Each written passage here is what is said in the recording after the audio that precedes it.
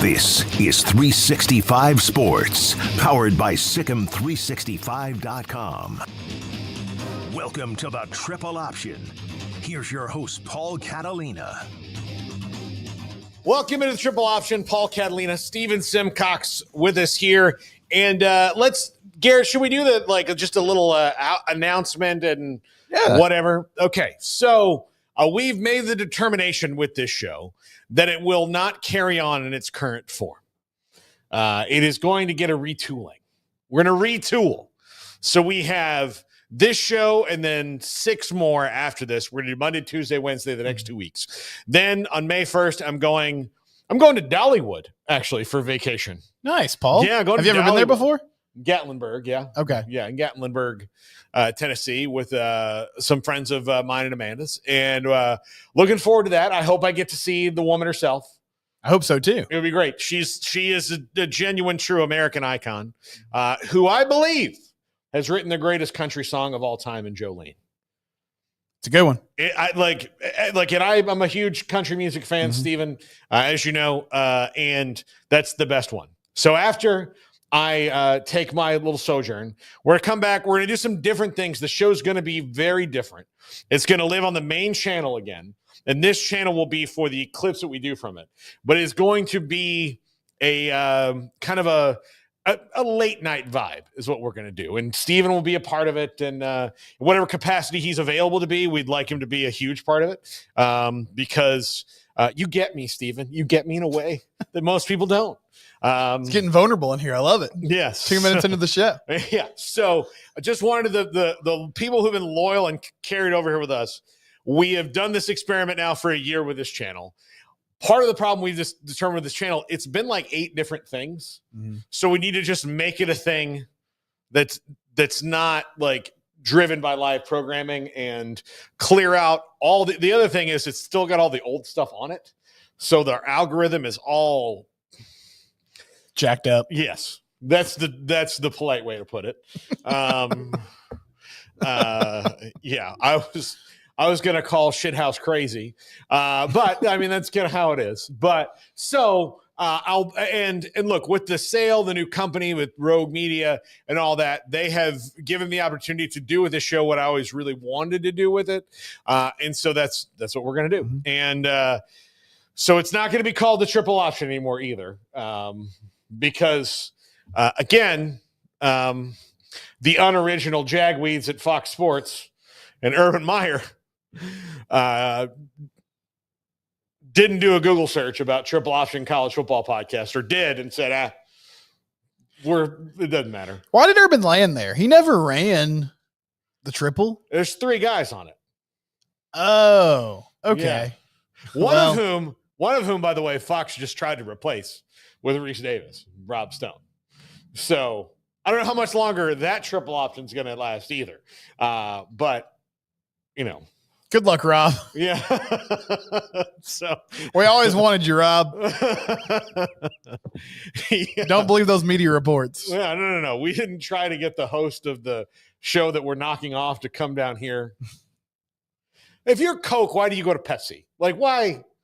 Like, if I'm the guy who maybe I'm the guy who I'm not the guy who invented Coke, but I'm the guy at Coke who's like, you know what we should do? Vanilla, cherry.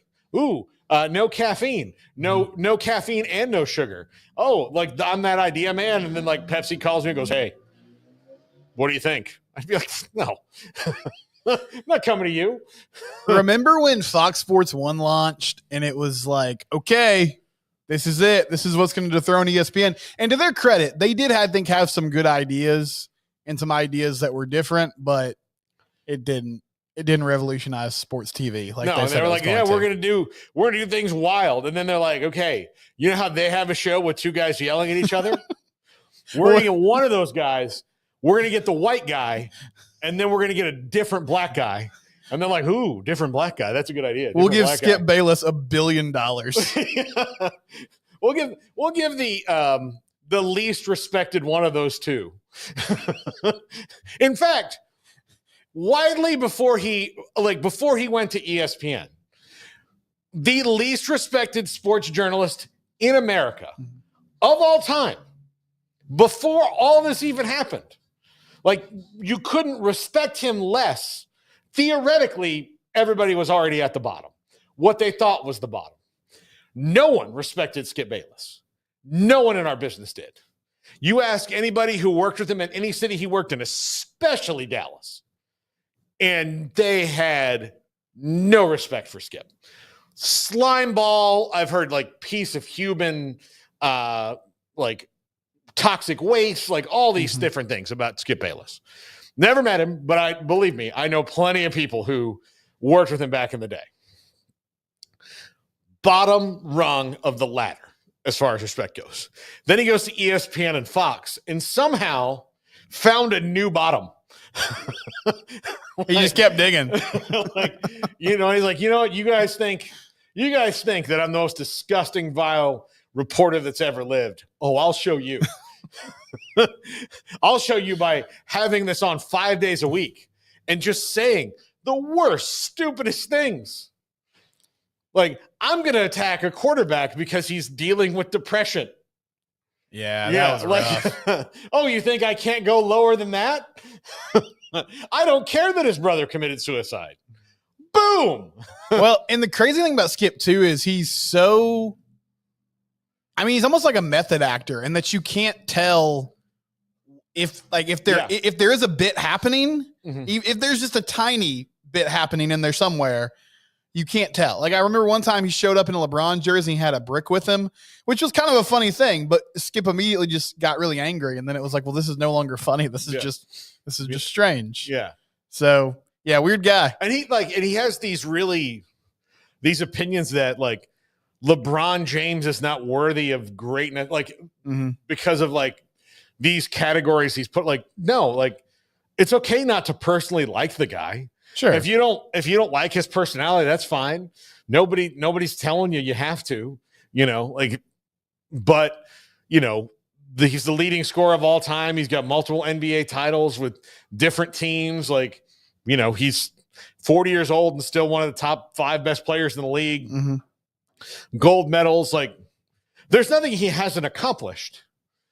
And you're still like, yeah, but I liked Michael better. Okay, that's your personal thing, but you don't have to make it every argument. You don't have to make it like you don't like ESPN and Fox with this whole Michael versus LeBron thing. It's literally like, oh, I like Domino's. I like Pizza Hut.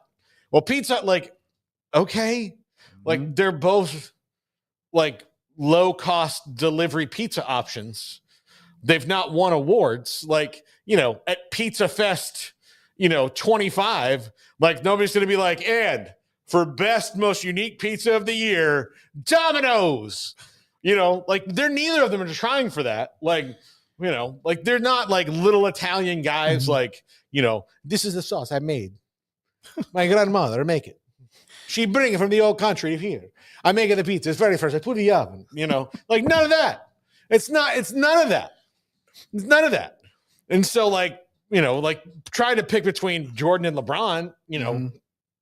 It's just a matter of era, right? So yeah, and they've made it everything. Our hockey contingent back there, Garrett and Andrew, was it like 2 weeks ago that Ovechkin broke the it was a couple of weeks back. Goal record? Yeah. Okay, so he breaks a couple weeks back, and they have PK Subban on, and it's like, okay, we're going to talk some hockey on First Take. The question was, what's more impressive, like LeBron's record or Ovechkin's record? They somehow turned that discussion into like, what does this mean for LeBron's legacy? To me, that was like, that question is like, okay, what is better, scrambled eggs or boiled eggs? And you're like, they're both like, what kind of eggs do you like? Yeah. I don't know. If for me, I like eggs in almost every form that they're in. So I'd be like, both. I don't know if it says the same to me. It's just like, Yeah, but both are good. Some nights I want to watch hockey. Some nights I want to watch basketball. It was like if SNL sat in a writer's room and they're like, okay, let's do a First Take sketch. That would be the question they would come up with. But it was just real life on the ESPN TVs. Yeah. It's so weird. It's so weird that they do that. And so those are the kind of things we're going to make fun of quite a bit. I feel like there's going to be a lot of sketches that we do that are based on sports shouting shows. Nice. And potentially the bro sports contingent of the world, which I'm very fascinated, Stephen, by the Barstools and the Barstool offshoots of the world, because Dave Portnoy fascinates me in a way I can't even describe, because he's clearly a really, really brilliant guy. Very smart. He's very smart. Like they built that thing from the ground up. Yeah. And literally. But he does things. So I'll tell you this, like he's very smart, but then like it's funny because he's kind of the antithesis of like Joe Rogan in this way, in that like he'll take a stand, and like he was very big on like Trump and Elon and the things that they were doing, and then like they did them, and he's like, wait a minute, that's not working. We're all losing money. Hey, you got to stop that.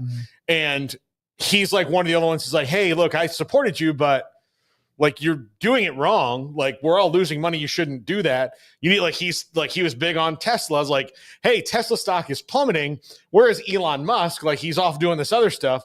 Like, hey, he needs to get back to his regular job and save this company because like we're all losing money. I have a bunch of Tesla stock. It's taking a bath. I don't want it to lose it.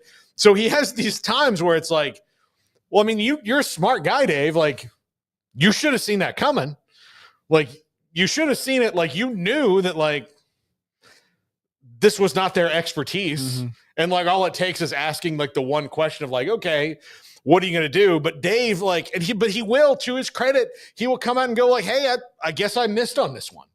And I like it. I genuinely, I think I do like him. Like sometimes I'm like, golly, dude, like, what are you doing? Like you have this like, you're really smart and you can speak to people that don't get these things in a level that a lot of us who are trying to explain what's going wrong can't. Like there are a lot of people like that disagree with me politically that watch the show, and I make those things, and I'm pretty good about like being middle of the road and like understanding, but I don't have the gift that he does to like change your mind. I think I don't think I have that. Yeah, it's a tough thing to do. Yeah, I mean, like I would like to have that where we can have a reasonable discussion and change someone's mind.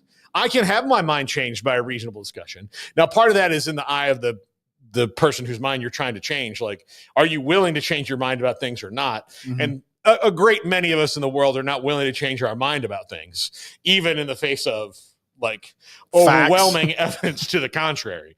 You know, like, no, this is what I believe. And I heard this with a family member. And it was just like, well, that's just her reality. I'm like, there's no my reality and your reality. There is only reality. Like, you can't just like, well, in my reality, it doesn't. Okay. Is that how we're gonna be? Are we gonna? Well, let's match up realities here. Let's sync realities up together. Like, there's not like it was. I was a discussion I was having with my mother, and I was like, "Well, Mom, you can't. Well, you can't just say like that's my reality. That's my reality." I was like, "That's like there's not like this isn't Marvel Cinematic Universe, not the multiverse, right? That's not the multiverse. This is." And like, here's the thing, even in the multiverse, like that's like that reality and this reality don't intersect. We're in this one. Like she's not from the other one. She's from this one. You're from this one. So in this reality and this one we're living in, in this realm of the space-time continuum, this is how things are, and so anyway, but like, I think we'll make fun of that because because Barstool has like 3 really good shows, like really, really good shows that found their niche. And then they've got a bunch of other ones that are just idiots. I mean, and they kind of know that they're idiots, but like, and they lean into it. But they're the ones who get Barstool in trouble, like about this poor girl from Ole Miss. Mm-hmm. And Barstool is actually the one, like not ESPN, not anybody else. Barstool's the one who's been classy enough to be like, yeah, we shouldn't have done that. They've walked it back. Yeah, they walked it back. I mean, classy or necessary, I don't know, but at least they admitted they've taken steps legally. As where ESPN and Disney have been like, well, we don't say anything right now. Mm-hmm. Like Pat McAfee is like, like, and of course, when you are ESPN and Disney, I do think that when those things come up and you make those huge, awful mistakes like they did, it's probably not best to just come out and say it because all you have to do is like Google how much does Pat McAfee make. And you can wait these things out. And then that lawyer goes, oh, I know how. Like now I don't have to figure out how much I'm going to sue him for. Google just told me how much to do it for. Like I don't have to subpoena any records. I just have to go, oh, all right. Got it. Let's take that and multiply it by 5. Here we go. You guys know what 8 times 5 is? 40? Good deal. You know what? Let's throw an extra 10 on that for good measure, for the hard work of it. So, but yeah, we're like, I want to make fun of all the stuff that's going on in the world in sports and how silly it is. And Stephen, today's wheel is top 10 sports traders. Yes. Do you have any Red Sox to Yankees people on there? I can add one. I have a baseball star who has been multiple places. Okay. Don't add any because I'm going to tell you. I was going to actually have you take them off because if you ask me if it's Wade Boggs or Johnny Damon or Roger Clemens or any of those guys, I will say 1. And then you'd be like, all right, how about Johnny Damon? 1. They all live in the same part of now. Johnny Damon has come like kind of come back in the fold, right? As has Wade Boggs. Roger Clemens is like a Yankee now, like he's just a Yankee, and that one hurts me. Wade Boggs was actually cleansed by the Devil Rays because that's the hat he's wearing in his Hall of Fame thing. I didn't realize that. Yeah, because he's from Tampa. He wanted to rep Tampa. So as Tampa people do.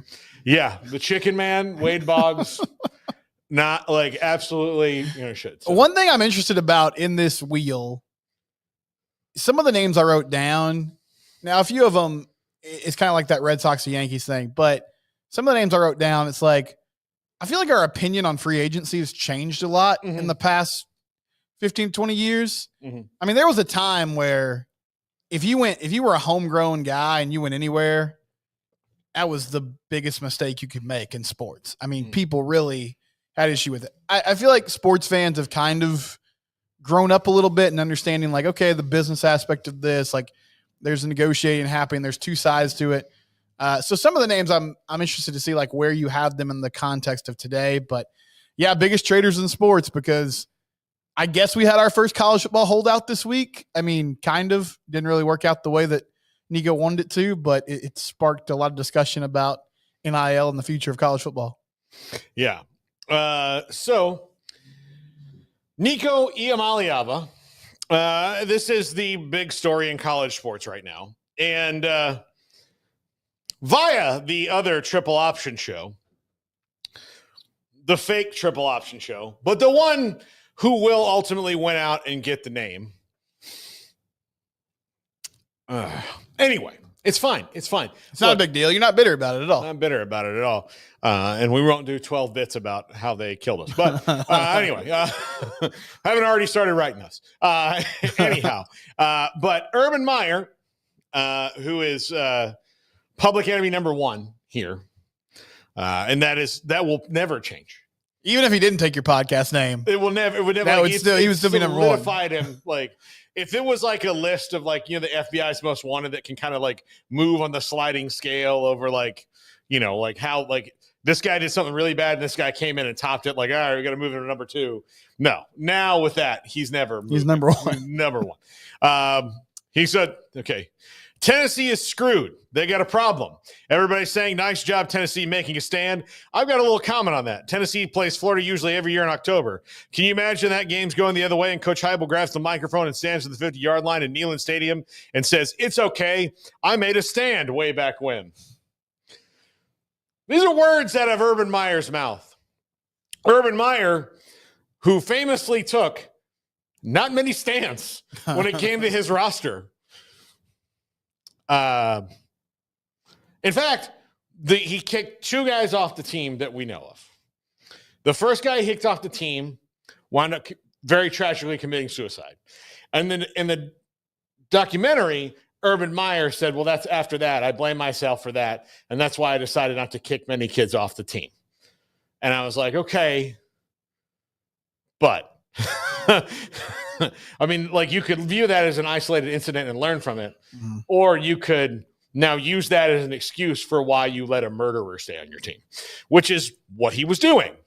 And the only other person I can remember him like kicking off the team of note was future NFL MVP and national champion, Heisman Trophy winner Cam Newton, who stole a laptop. So not the biggest offense in Florida's history. Like, and the thing is like, okay, well, good. Okay. He's taking a stand. All right. Well, what about the, other felonies, like severe felonies that were going on? I don't know. Laptop theft is up there. That's where we draw the line in the sand. You don't steal laptops, and so, this just kind of lists comments as like, okay, well, I'm going to let him poison the locker room. I'm going to do like just Josh Heupel. I really believe him when, like, I think there was a path forward for Nico to be back with his team and everything be copacetic with all this had he not gone dark on Friday and missed the last like practice of the year before the spring game. Because for all the guys on that team who have tried to get more money from the collective and all of that, everybody is still rowing the boat in the same direction. And the minute that you're at the end of something and you jump off and you like make some sort of BS stand like Nico was making for money, or his family's trying to say whatever, but we can't really believe anything they say because we already caught him lying once. So to say that it's a bad idea to kick him off the team, like, look, yeah, he's got a 1-year grace period from the fans. He really does. But for Urban, that just shows his true colors of like, no. They can do what they want. Correct. And I mean, like, I'm sure the players understand, okay, we have some leverage here, know your worth, but there's still some unwritten rules. And to just go dark on everybody, as you said, not respond to anything, at a certain point, as the team, as coaching staff, you have to say, this dude's not worth it anymore. So this has been a fascinating situation. On one hand, I mean, it's pretty simple. Like, Nico said, hey, I think I deserve X amount of dollars. Tennessee and the collective said, we disagree. And now he's leaving. So in some ways, I think that's how the market's supposed to work. I mean, we'll see who ends up being right. And right now it looks like Nico might end up at a school that he didn't plan to and could end in the short end of the stick on this. But at the same time, I mean, the losers in all of this are really the fans and his teammates. I mean, these are the people that are getting hurt by this. I think Tennessee can work around it. But that being said, I mean, their options now are get a young player ready to go, or you do the same thing that somebody's going to do to you, which is like you go get somebody else's quarterback in the portal and you poach somebody else. So it's just a constant back and forth in that regard.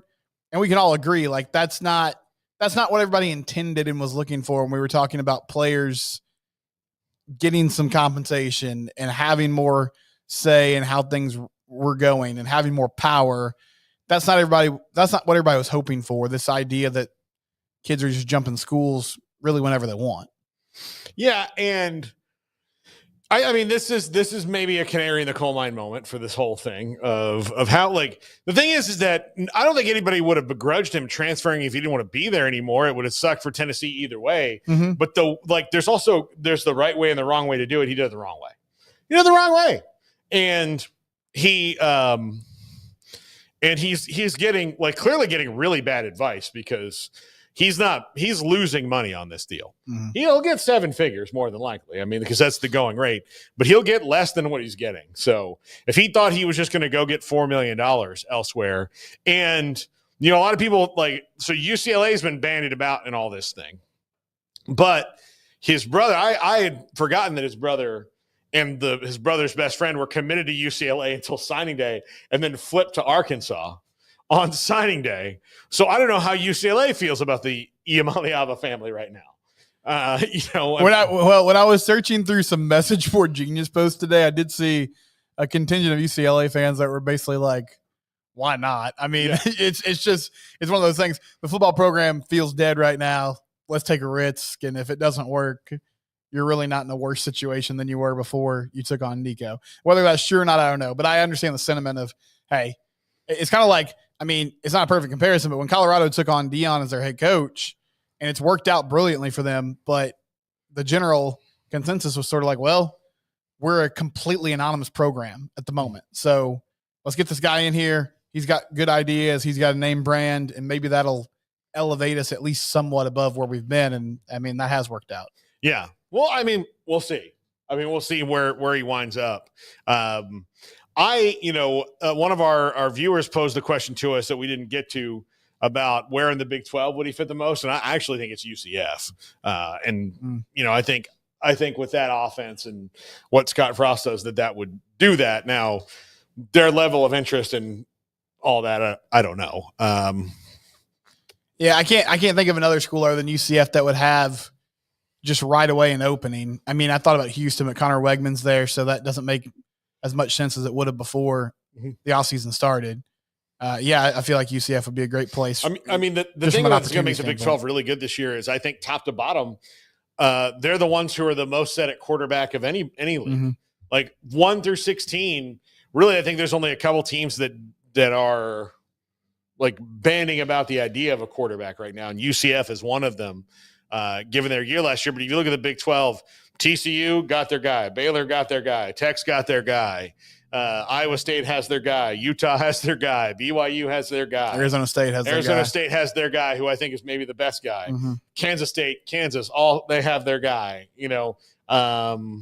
West Virginia has their guy, Nico Marchiol. Who am I leaving out? Cincinnati's got their guy. Arizona's got their guy. Even though I keep thinking that guy should go somewhere else, but he really likes Tucson. He's there.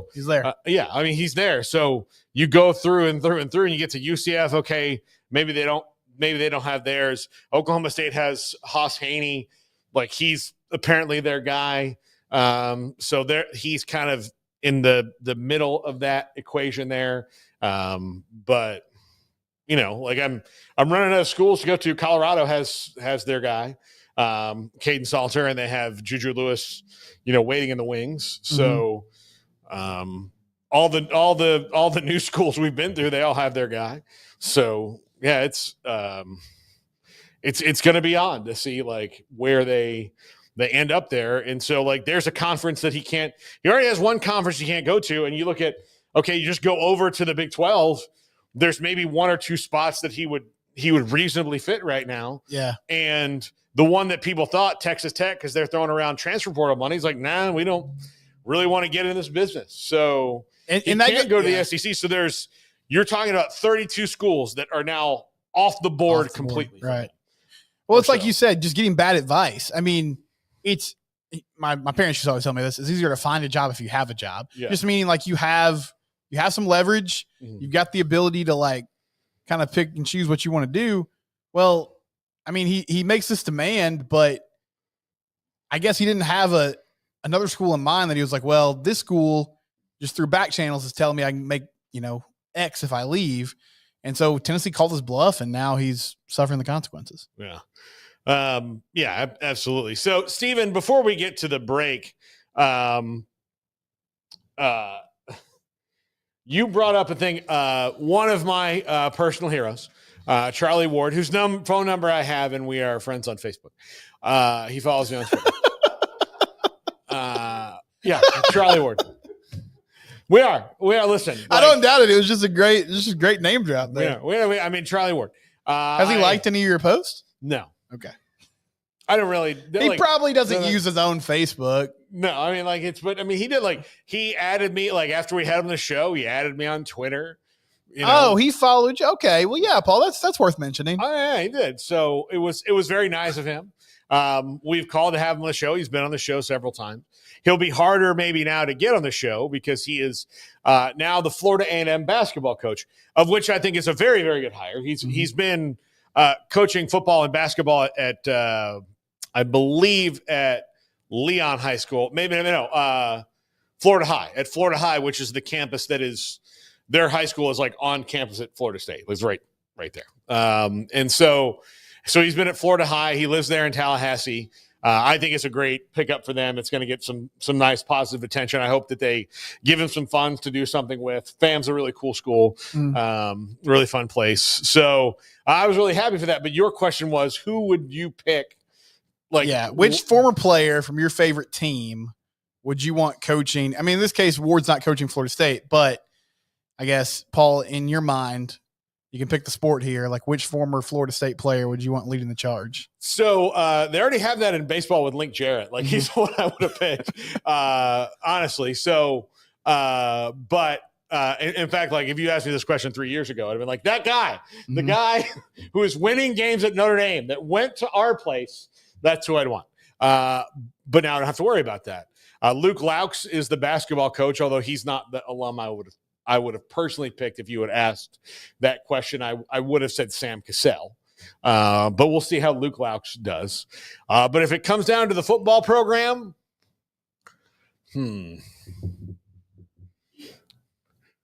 yeah, it's an easy to be Dion. Dion, right? Yeah. I would. I don't know. A lot of people are split on Dion. I think mostly because Kendall Briles pissed them off when Shedeur was getting recruited, and so they've been and I don't know. I'm not taking sides in that. Diva's gonna diva, right? And. So I do think he hurt Shadeur's feelings, though, because I honestly think had Willie Taggart just said, do you want to come here? He would have been like, yeah, I'm not going anywhere else. And Shedeur Sanders would have been a Seminole. But, man, talk about the Dominoes meme. Yeah. If they just take Shedeur, does that mean Dion never gets into coaching? Or maybe he just gets a job at Florida State? I think that means I think he gets into coaching a little bit later because Florida State tells him, hey, you got to get that degree. And then he gets the degree from wherever he got the degree from, and good for him. And then he comes in and, maybe we don't know who Mike Norvell is. What they'll do is, hey, you've got his kid. He wants to be the coach here. Willie's hit the wall. Seamless transition. Yeah. So I wouldn't have said that a few years ago, but I would now. I really like Mike Norvell. I think he's a really good coach, but part of me worries that on into this new era of college football, what FSU needs is a reestablishment of who we are. We're Florida friggin' State, man. Bobby Bowden built this into the program. We were the program. How did we let that get away? And the only guy I can think to bring that bravado that I think I would kind of crave in the new era would be Dion. And maybe that one day that does happen. I'm not saying I want to get rid of Mike Norvell, but if Mike Norvell does wind up leaving, my first choice is Dion. Because I do think he'll get better everything than he has at Colorado at FSU, because he will be able to. He'll just be able to walk in. Not that he doesn't have good stuff at Colorado, but he'll just be able to walk in. Colorado had to rebuild it back up. Florida State's already a brand, Right. And so he would just be able to walk in and be like, hey, every awesome player in Florida, where'd you like to go? welcome home. We're guys. right here, man. Yeah. No, that's a great one. When I was thinking about this, I came down to two options, but I'll settle on one before I, stop talking. So I thought about Andy Dalton because he's been in the NFL for a million years. And I just feel like backup QBs, which is what he's become, are typically one of the smartest people, around an organization. They sort of see everything. But I think LaDainian Tomlinson is who I would settle on because, again, in this era, it's about talent acquisition more than anything else. And I feel like he's the dude that would be able to bring in, some big names just by star power alone. So that's where I would go. Garrett, do you have an LSU person in mind? I do. I would go with the Honey Badger. Oh, that's Without a good one. doubt. You are a Louisiana native. I think LSU has lost their edge. Like you had Coach O right there. Like it was so perfect to have a Bayou guy just breeding into it. And then you have the experience. You have somebody who dealt with adversity when they were young. You could go into anybody's house in that state and get them, kind of like Paul was talking about with Dion. The NFL connections. I think he could be able to get Patrick Peterson involved as well. Yeah, I would go Honey Badger. That's a really good answer. Like, here's the deal. If Honey Badger decides, and he just got re-signed to the Saints, so this is pushed off even further down the road. But if he decided to get into coaching afterwards and got started to go down the path of that, I promise you, if I'm Scott Woodward at LSU, I'm keeping an eye on how successfully is. If he shows he can coach, he can hire good assistants, and it's not just about the name, right? Because that's what Dion has started to do. Is it's not just about Dion. He's brought in some good coaches. Now he needs better. He needs better coaching all across the board, but it's improved year over year. Yeah, for sure. And so I think it would also help with the DBs. Like LSU has struggled to get good, consistent DB play going from being DBU, and then you get him in there, you're getting every great DB you want. Yeah. Maybe Brian Kelly's smart enough to bring Patrick Peterson on his staff. Name up. He just what? I hate Brian Kelly. No, he should. I mean, for GM or ambassador or something like that, that's a slam dunk. Because there you can have everybody involved. Yeah. Now. There's no there's no limits on it. No limit to it. Yeah.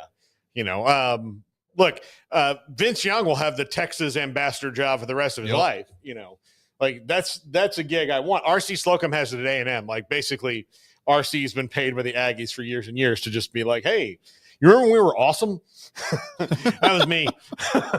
Now, RC doesn't do that, but hey, you guys remember all those good things that happened right in a row? And then it wasn't just hey, 1 year and then 5 years.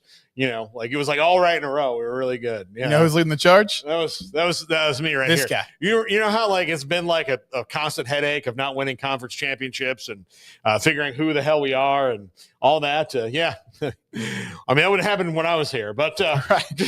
You know how everybody makes that joke about how we never win a conference title? I won a ton of them. You know who has? Me. Yeah. You know who won our only Big 12 title? This guy right here. I won a bunch of Southwest Conference titles too. Just throwing it out there, throwing it out there. I made Texas so desperate that they went and hired Mac Brown. Just saying that, the only reason that they got so desperate is because of me. So I'm just saying, you're welcome. You ungrateful bastards. Oh, who are your two favorite players of all time at Texas A&M? Oh, Dat Wynn and Bucky Richardson? Oh. Hey, I have a couple guesses who got them to College Station. Yeah. Oh, yeah. Oh, if they were they were in a fire and you go get them, wouldn't you? Yeah, you would. Yeah, sure. Yeah, I know we all love Johnny Manziel, but again, you guys love Dat. Believe me, I can take Dat past a window in a room full of Aggies. If I just put him on a rolling cart and shoved it slowly and he just waved, the whole room would just be like, oh, there is good in the world. Look at that. Oh, he brought free Chick-fil-A. Even better. So I love him. My favorite, we were in, have I told you the story about Dat, Garrett? We're in New York City. Oh, yeah. So we're in New York City after the Super Bowl, and us and the guys from San Antonio, where Dad was working at that station, then we go out. We just go out, we have dinner, and then we're going to go, get a bar. We're right down there in the Times Square area.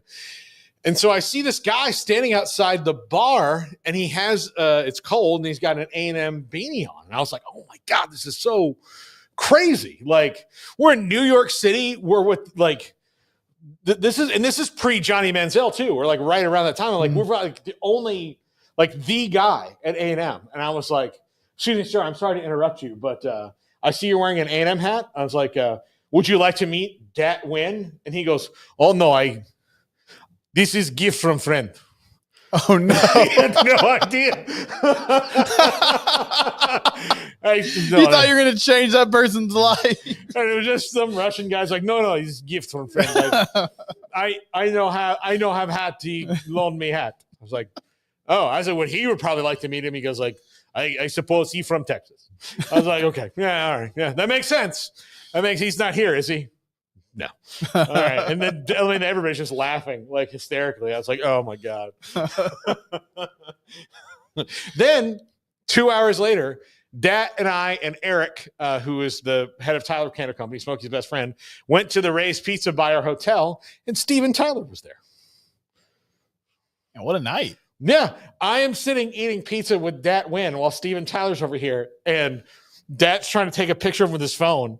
And Steven's body man's like, hey, don't take a picture of him while he's eating. I'm like, yeah, that's the most embarrassing thing he's ever done. Okay. Yeah, paparazzi don't have that. Yeah. Not that fucking scarf he's wearing right now.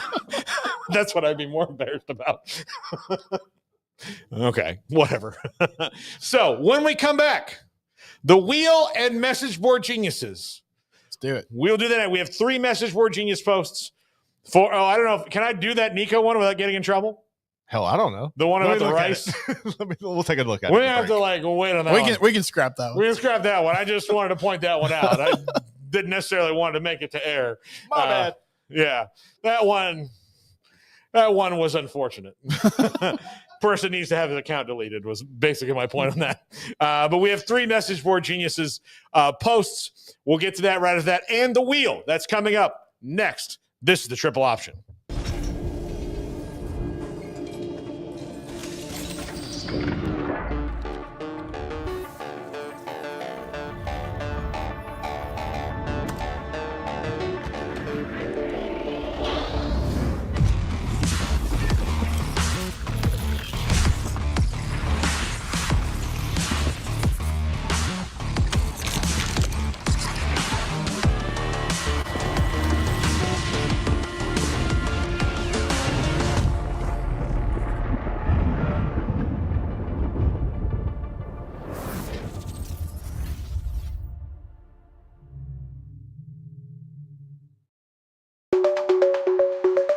Protect your online privacy with NordVPN.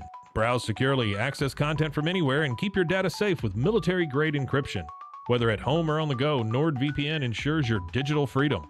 Stay secure. Download NordVPN today at nordvpn.com. That's NORDVPN.com. Did you know that most calorie deficit calculators don't work? My dietitian recommended the Last Yak to me, and it turned out to be the only one that got my calorie deficit right. Thanks to it, I lost 14 pounds in 1 week. Ready to kickstart your journey to healthy weight loss? Calculate your ideal calorie deficit using the Last Yak right now.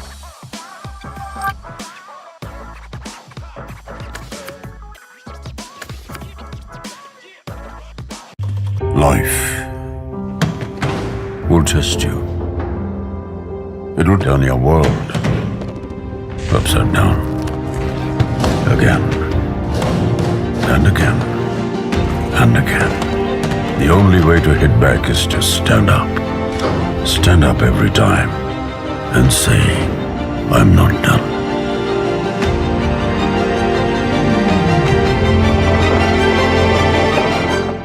There are hundreds of things that can affect our sleep, but what's affecting yours? Sleep Doctor's Home Sleep Test brings the precision of a sleep lab into the comfort of home to help you get answers and unlock a lifetime of great sleep. Start now at sleepdoctor.com/TV. This is 365 Sports, powered by SicEm365.com. Welcome to the Triple Option. Here's your host, Paul Catalina. Welcome back. I'm Paul Catalina, Steven Simcox alongside the Wednesday Wheel of Whimsy, which will not go away. The Wednesday Wheel will stay. Better not. I mean, we have the wheel. Like, until the wheel is destroyed. It's almost been a couple times. Wait, what happened to the wheel? It almost got destroyed? The little ticker thing. Oh, yeah, that's and true. then I went online and now I have a bunch of extra ones. We have extra wheel ticker things. I think that's what actually set off the tariff plan, was the wheel getting damaged. Yeah. And needing more American manufacturing Yeah. for, Like for wheels. I called up and it was like, hey, Mr. President, you know that in America we don't make any wheel ticker things. I had to order them from Canada. He's like, that's it? Tariffs. 10% to start out. Like, this isn't about syrup and lumber. This is about important It's things. about game show replica wheels. that people use for contests in their office. All right, who's going to get a free day off? Yeah. You know that thing you see, Carl! All right, way to go, Carl. you know that thing you see in the quad in college when you walk by and they're just spinning around for sunglasses or whatever? Yeah. That type of vibe. Yep. That's a problem, you know. It's a problem. What are those people supposed to do? They have a very uncomplex job that requires one piece of equipment. We can't let them walk around without it. Okay.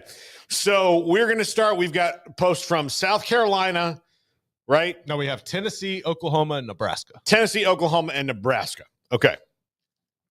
So we're going to start with Tennessee. Am I right?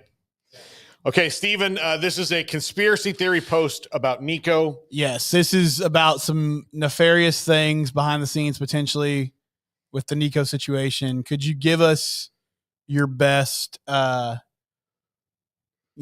run into a crazy character in a movie or show and they're telling you Like about the conspiracy theory Yeah. guy who's right, but I don't want to believe him because Yes. he's been pushed to the limit. Yes. Okay. All right.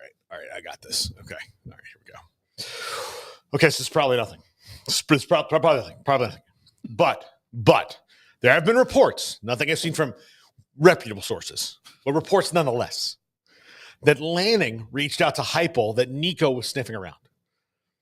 Then Kirby tweeted, "Go Dogs," this morning after the news broke, which he only does after they land recruits or some big Georgia news drops. They were on staff together at Alabama. Is there any chance that behind the scenes, think about it, just think about it, man. Just think about this. Is there any chance that behind the scenes, people were hearing about the straining of the relationship between Tennessee and Nico's family, and a source from a different team leaked anything through this process that caused it to become such a public spectacle, knowing that would at least cause locker room divide, but even potentially lead to Nico leaving the team? Nico's dad also insists he told Pete Nakos nothing. So did a third party tell Nico something? Yes. Seems like a decent way to try to knock off a rival. If a leak was from Georgia's side / playoff contender balance, hopefully I'm just making stuff up, but that would be stank if that's part of how we got where we are right now. Tampering, I mean, it's running rampant. It is. And the conspiracy theorists, I mean, sometimes they're black right. helicopters. He's got the newspapers on his walls. He's got Sharpies circled everywhere. Yeah. Have you ever seen the movie Conspiracy Theory with Mel Gibson and Julia Roberts and Patrick Stewart? No, I haven't. Very good. It's very good. American Treasure, Julia Roberts. And guy I used to like, Mel Gibson. Till I learned one thing about him outside the movies. Realized he wasn't that good of a guy. Yeah, it's been a rough go. Yeah, make all the movies about Jesus you want. Yeah, you got to tip the scales a little You bit. clearly didn't read your own script there, pal. So, all right, what's next, Garrett? Oklahoma. Okay. Okay, give me I kind of want your southern character from last week. The southern character, like the Alabama. lady, the gossip lady? Yeah, the gossip lady. Okay. All right. Okay, y'all. Oh, that is already all right. Y'all, I was at this event yesterday, and this clown is out there trying to catch kickoffs with his hat on backwards, wearing receiver gloves, and goes 1 out of 4. Y'all, someone out of the crowd beat him, and he's acting all competitive, blaming the camera person for being his way. Just way too much drama for a grown man and coach at this level. By the way, his group has more talent than any other group with 2 5-stars, the best returning defensive player on the team, and lots of young/talented depth. He's been on my radar for a while, and I think I'm right about doubting his ability to actually coach, develop talent. Stay tuned. And this is about Coach Chavis, the head clown. So, from OU Fish 81. You know what that character reminds me of? There was a very lightly watched show on FX back in the day called Baskets. Oh, I loved Baskets. I liked it too. I interviewed Louis Anderson, if you remember. Yeah, and that's who it reminds me of. Louis Anderson played Zach Galifianakis' mom on the show. I love Costco. I love Costco. Oh, let's go to Costco. Yeah. No, I got to interview Louis Anderson, the late, great Louis Anderson, in Minneapolis at the Super Bowl. Mm-hmm. And I saw that he was going to be there, and I went up to the guy, and I had to toot my own horn. I said, look, you can take him anywhere in the Mall of America. This is the table where he's going to have the best interview. I'm telling you right now. And he's like, all right, you got him. And I was like, oh, that worked. But he came. We had this great conversation. It was a good conversation. It was a really good conversation. You know, I knew old bits of his, you know, so like it was, yeah. And Louis was so good in Baskets. He was great. Yeah. And then he talked like the sequel to Coming to America. He kind of told, you know, what he thought the role would be. And I was like, he was still working at the, but he just moved to Samunda, you know, that McDowell's. But like, you know, I mean, his part in Coming to America, Louis Anderson's, was, it's my favorite part of the movie. So, all right, we'll do this Huskers one, then we got to run through the wheel. So yeah, we can do the wheel real quick. Okay. All right. So who are we doing here? Can you give me Jason Statham on Heisman winners and tattoos? It's got the word belabor in it. That's a word he would probably use. Not to belabor this topic any further, but the jersey retirement announcement of Travis Hunter got me thinking. How many Heisman winners in history had tattoos while they played and won the Heisman Trophy, and how many had them in excess? Correlation. Let's explore, since it's the off-season and has been a hot topic on this board. There you go. Asking the important questions during the offseason. Tattoos. I really don't. I have no idea. I don't either. I was trying to think about it. I was like, I mean, I assume a lot of the guys have, but can't say for sure. That to me would be like, how many quarterbacks play Pokemon Go? I can tell by the way that Josh Hoover approaches the game that he knows. Like, he knows where to go to get the proper Pokemon characters. He's got 20 Pikachu. You just know it. All right. So here we go, Paul. Steven. We got 10 of these. So we're ranking 1 through 10. Okay. You don't spin, just go. Okay. Let's see where we're at. Art Modell. Art Modell. Oh, dude. I'd be hard pressed not to rank him number 1. I know. I mean, wow. I mean, the city of Baltimore doesn't have any problem with him, but if you are from Cleveland and you walk anywhere near his grave, you at least know where you're going to go to the bathroom that day. So they really hate him, and he handled that the absolute worst way. So yeah, I don't have to put him number 1. All right. Even over Bob Irsay, who took the Colts from Baltimore. In the middle of the night. Middle of the night, yeah. Okay, so T.O., and I just kind of said take your pick because he burned a lot of bridges in his career, mostly through free agency, but Terrell Owens. Look, I'm going to put him because he went, like free agency, he went from the 49ers to the Eagles. Mm-hmm. And then the Eagles, he forced his way out of town by doing sit-ups in his driveway. All-time great moment. And so I'm going to put him at number 5. Okay. Because that was a clever way to do it. And Drew Rosenhaus is just feeding the beast too. Like, you know, he went back and like, great job with the sit-ups, man. Like, absolutely great job. And they dominated the media cycle. Mm-hmm. I remember PTI used to do. And then he wound up with the Cowboys. Yeah, the Cowboys. PTI used to do 5 good minutes. And I think like their whole show one day was just T.O. and Rosenhaus. Yeah. Just sitting, you know, doing an interview over satellite. Okay, Nico Harrison with the Luka trade. 2. Thank you. 2. The only reason I give him 2 is like he still has some time to like theoretically fix it. Do I have faith that he will? No, especially not after like giving a top secret press conference where you couldn't have cameras or recording devices and being like, "You'll see when we win." Where he criticized Dirk Nowitzki, who's like the Santa Claus of the Dallas Mavericks franchise. Yeah, like the one person that you can't get away with saying something bad about. Yeah. But don't worry, guys. They're playing the plane. They also were going to lose $100 million this year before the Luka trade. Right. So things were not going well. Not going great. All right, Chris Beard, Tech to Texas. Oh, I'll put that one at 6. It doesn't surprise me. I mean, like it just was what it was. But Chris Beard's a bit of a slick talker. Like I remember when he was at Tech, I was like, man, this guy's a brilliant coach. This guy, I really like what he has to say. And then like as things went on, I'm like, yeah, I don't know.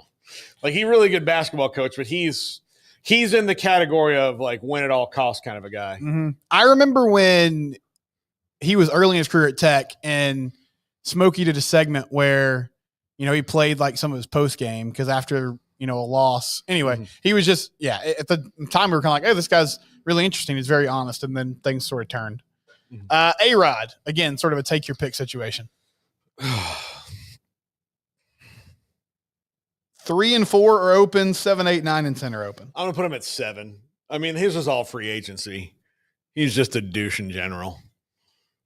Or a trade. I mean, he kind of forced the trade. Forced the trade. But like the Rangers honestly couldn't afford it. Like it wasn't actually his fault that the Rangers couldn't afford him. It was Tom Hicks's fault. Well, and it worked out for Texas. Yeah. I mean, that was honestly the blow up they needed to get things moving in the right direction again. Yeah, absolutely.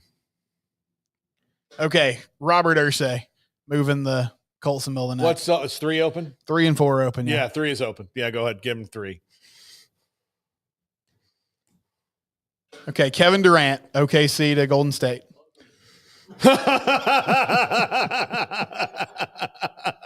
Emery, I'm gonna put that for you, Emery. I'm putting him at number 4. But at number 4, here's the thing about Kevin Durant. He very famously was not happy they didn't do like a tribute video to him when he went back that year. Mm-hmm. And it was like he had to have explained to him, like, look, if you had like retired or like we had been far away from winning the title and you left to go chase a title at the end of your career, you're in the prime of your career and you just went to the team that we barely lost to in Game 7 last year. Like, honestly, if you played just a little bit better, you might have the ring right now. So whose fault is it? It was a total miscalculation of that whole situation. Yeah. No, look, I don't blame him for going to chase a ring, but like feeling like Oklahoma City owed him something for not winning a title there. Didn't want a title. That's the other thing. Had he won a title, it'd been like, all right, but he didn't. Okay. LeBron, the highest left is 8, and we're talking about Cleveland to Miami. Oh, I'll put him at 8. I'll put him at 8 because he made such a show of it. I've decided to take my talents to South Beach. Oh, it was horrible. Yeah. Now he sort of made up for it. I mean, he made up for it by coming back and winning the title, but at the moment it was number 1. All right. Tommy Tuberville, again, take your pick. Oh, I hate to put him at 9. 9 and 10 are open. I hate to put him at 9. I'll put him at 9 though, because there's. Yeah. I mean, listen, he's betrayed Texas Tech, Cincinnati. I guess he got fired at Auburn. He betrays America every single day. I don't know. Like his very existence is abhorrent. He's a moron. He shouldn't be a U.S. senator. He has no idea what he's doing. He personally held up raises for the military last year, something his own party is big on because of, some culture war bullshit. So I would like to put him way higher, but since he's at 9, then here's the thing. I'm not going to put him higher because as a coach, he's as inconsequential as a human being there could be. So maybe he should be at 10 because, again, he wasn't really that good at coaching either. And that leaves Brian Kelly going from Notre Dame to LSU, which, I mean. I'll put Tommy at 10. I'm going to put Brian Kelly at 9. Notre Dame didn't feel like Notre Dame was like they had enough of him. They like when Pete Bavacqua, the No, it wasn't. It was Jack Swarbrick. Pete Bavak was the one now. So when Jack Swarbrick, the AD, like commented on it, he's like, he was very diplomatic. He's like, look, we kind of took each other as far as we could go. It was time. So he wasn't mad. And he was like, yeah, you know, a guy that everyone likes, that players love, Marcus Freeman. He's one of the most young dynamic coaches in the league.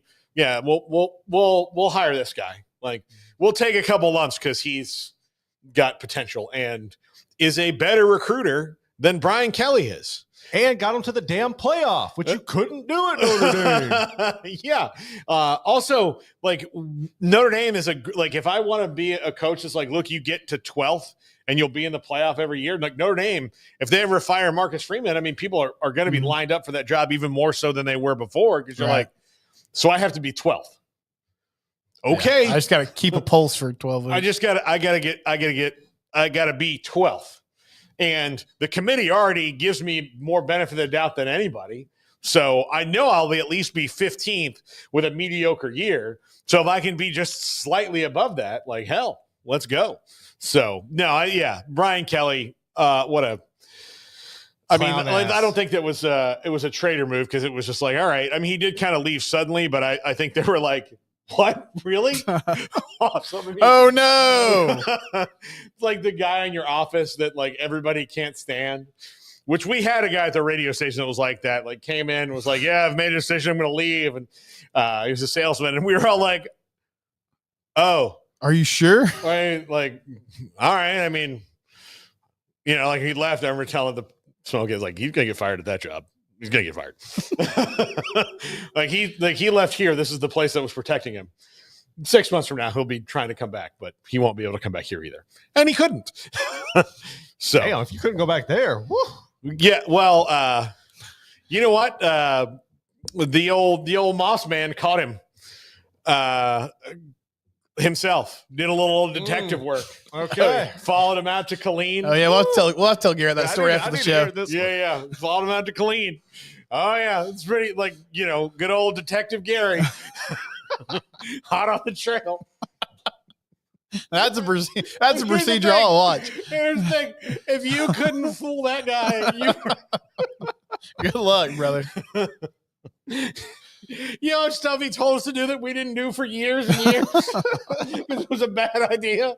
Oh, yeah, no, that's what we're doing.